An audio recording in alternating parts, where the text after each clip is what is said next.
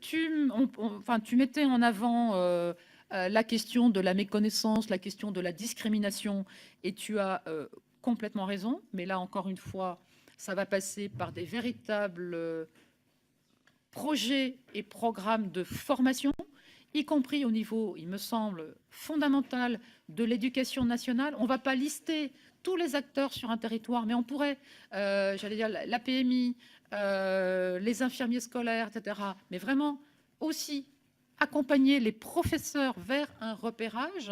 Pourquoi? Parce que je suis un tout petit peu gênée. Je comprends complètement ta question sur le programme de déradicalisation. Mais ça veut dire que immédiatement, on fait un lien entre radicalisation et problématiques psychiatriques. J'ai bien entendu la nuance. Mais c'est vrai qu'on marche un petit peu, là, on est sur un sujet extrêmement sensible, qui ne me permettra pas de te répondre de façon tout à fait pertinente voilà, à ta question, parce qu'il faudrait qu'on ait 1 heure encore devant nous.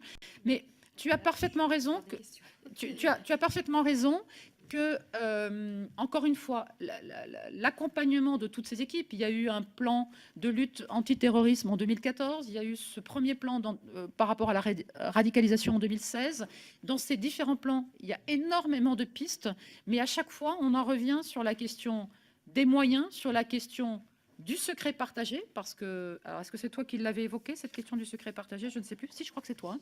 Le secret médical partagé, on a dans la loi de 2016 tout un package d'outils pour arrêter de se poser la question, mais qui n'est pas aujourd'hui en application.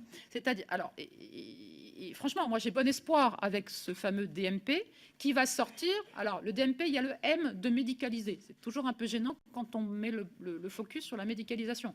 Mais parce que c'est le support. Mais ce DMP, il me semble, doit pouvoir être partagé bien au-delà du champ sanitaire et avec différents acteurs. On n'y est pas. Il y a énormément encore de freins.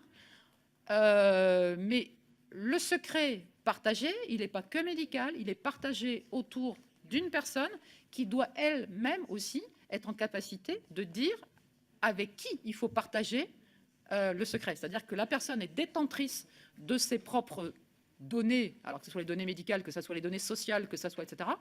Et à voir comment on le partage, qu'on soit dans le médico-social, qu'on soit dans le sanitaire, ou qu'on soit autour des équipes sociales, de l'approche de la radicalisation, quel que soit l'endroit où on se pose la question, éventuellement en prison, etc. Voilà.